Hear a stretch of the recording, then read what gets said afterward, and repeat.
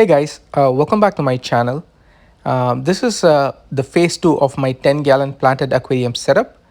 And in this tank, I've been setting this tank up in phases. And instead of planting everything together and hardscaping everything together, I've been slowly adding hardscape and plants and see how it looks like. This is almost like a week and a half old tank. So I've added some fishes to give some color and get the nitrogen cycle going on. And in this tank, I've added some rasparas, which are really nice cooling fish, and it gives a really nice, look and feel to the tank. I've also added some tetras to this tank, which are also really nice. Together, they are like really nice cooling fish. I've also added this cherry shrimp, and cherry shrimps are like cockroaches. I can't even see them on a regular day, so apparently there is one that just came in, so I took a video out of it. So that's pretty much my the tank. So what you guys actually see here is on the left side you can see a driftwood. I didn't like the driftwood combination here because it didn't kind of lead to anything. On the right side of the tank, you can see it's completely empty, and the carpet is also not really good on that area. So I've decided to change the layout a little bit. So what I did was, I took the driftwood that was on the left side, and then I added some Java moss to it. And unfortunately, I don't have the video of that. And I moved the driftwood from the left side to the right side, which kind of gave a little bit of texture. And onto the left side, I kind of did add some carpeting plant. So everything actually made a little bit more sense when I did that. And you guys will actually see that, in the video, that how things came together. Other than that, everything else in the aquarium was good. This is like the second week into the aquarium, and everything looked good, and you can see the photosynthesis is happening, and that's always a good sign that a photosynthesis is happening in a planted tank. And I have my carbon dioxide set up. Everything else in the tank looked good. So without any further delay, let's take a look at how I changed the structure a little. The first thing that I wanted to change a little bit in the current layout is to add a little bit more color to it. The plant that I went with to add a little bit more color is AR Mini, and this is AR Reiki Mini. This is a very nice plant, and I've had this before, and it requires a heavy light. With the presence of light and a very good CO2 system, it will give a really nice red color to the aquarium. And remember, the plant requires a lot of light, so I've decided to use this in the brightest portion of my aquarium. And again, what I'm doing is basically trimming the roots. It came as a tissue culture. It did have some big roots, so I just want to trim it. And I've decided to go with 5 small plants. And as you can see, the portion of the aquarium that I'm planting has a lot of a light coming into them. So this is one of the best areas to plant the ARs, because the color of the plant depends on the light coming into the system. I first decided to go with 4 ARs in that area, 2 in step 1 and 2 in step 2. I didn't want to overcrowd the area, so when the plants grow in, they'll still have some space. And when I looked at it, I thought I can add one more AR. So I added 5 ARs, 3 in step 1 and 2 in step 2. I also wanted to make sure that I'm not putting too many ARs, so that when they grow up, they still have some space to grow. And that's a view from the top. I have 3 in the step 1 and 2 in step 2. The next set of plants that I wanted to use is a bulbitis. I already have bulbitis in this aquarium setup, but this is a different variety of bulbitis. This is a bulbitis asiatica. Bulbitis is another rhizome plant, and they really like to grow on top of wood or rock, and things like that. They don't like to be fully submerged in the soil.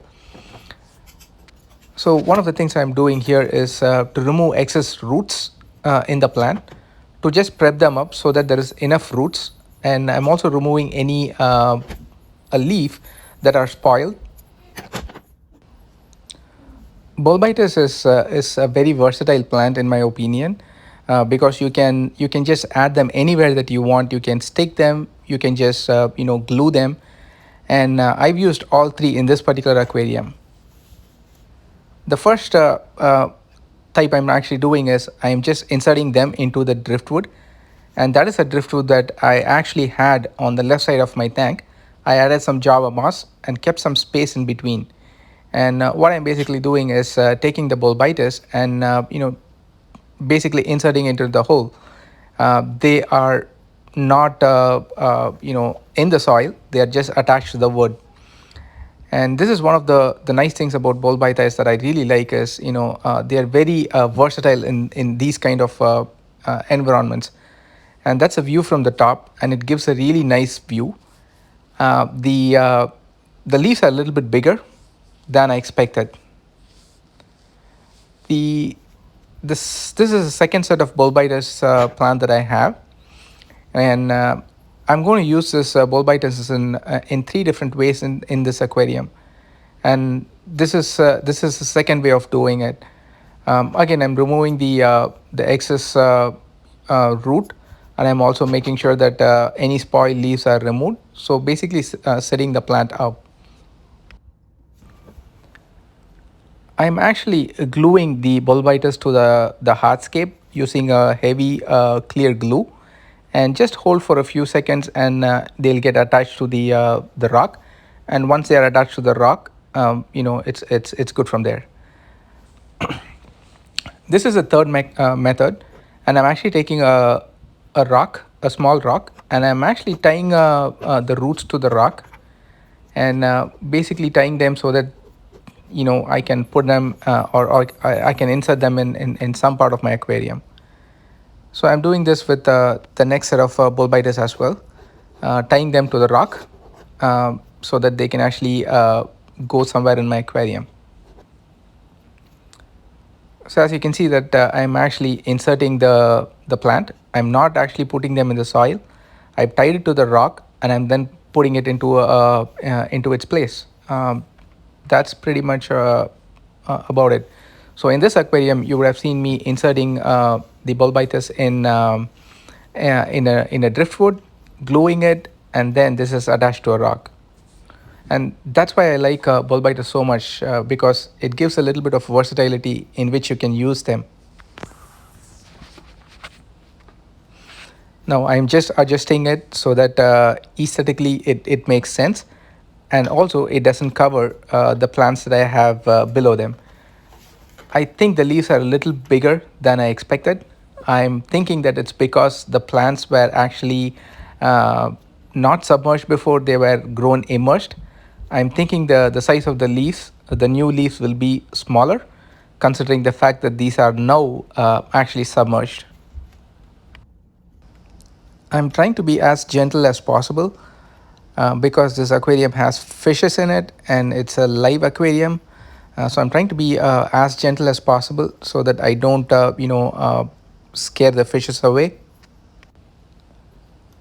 I spent quite some time to adjust how it looks like, and that's the final look I've ended up with. I hope when the water is filled up, they look really good. And that's a view from the top. You can see the bulbitis that is just inserted into the driftwood, and then the ARs that you can see leading into the bulbitis that is actually tied to a stone, and finally the last one that is actually glued to the hard rock. And as you guys can see on the left side, I no longer have the driftwood. I have added Monte Carlo, the carpeting plant, and also gloss stigma, another carpeting plant. So the left side is going to be a carpet just like the right side, and that's the view from the top, and the AR, which is going to be red. And then you can see the new driftwood that was on the left is now moved to the right. with the bulbitis that's stuck to it. And that's pretty much on phase two. I moved all the hardscape. I've added new plants, including the ARs and bulbitis. I've also added Monte Carlo and Glosstigma carpet plants, and that pretty much concludes the phase two of the planted aquarium. This is again a 10-gallon planted aquarium. Everything is in place at this point. I'm really happy with how it turned out. I'm not going to make any more changes. I'm not going to add any new plants, and I'm going to give another update video, guys, after like a month to show the progress of this tank.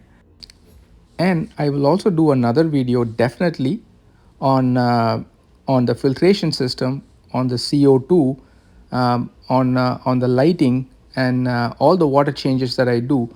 All these are all the supporting cast that makes a planter tank really good. So I'll definitely do a video on that. For now, thanks for watching, and this will actually conclude everything that I wanted to do with this tank, and hope in a month the tank will be good, nice and neat. Thank you, guys. Thank you so much.